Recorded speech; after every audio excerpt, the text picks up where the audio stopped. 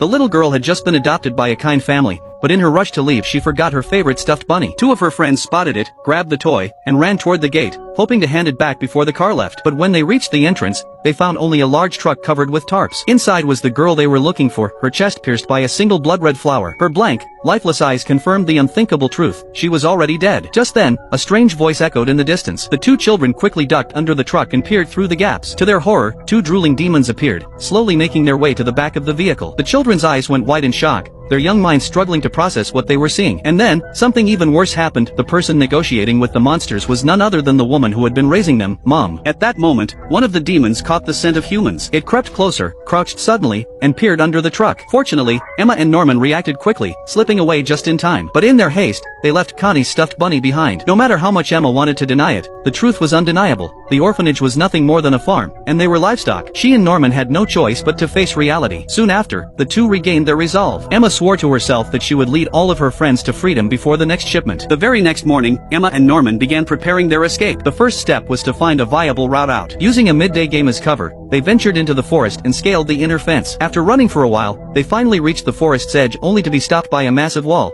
towering more than 10 meters high. It was clear now, if they wanted to escape, they would need ropes to climb over the wall. But on their way back, they noticed something unsettling. Isabella seemed to deliberately flash her pocket watch in front of them, then used it to locate a missing child with uncanny precision. It was a warning. She was letting them know she could track every child's movements whenever she wished. And so, Emma and Norman's mission now had an additional, urgent task.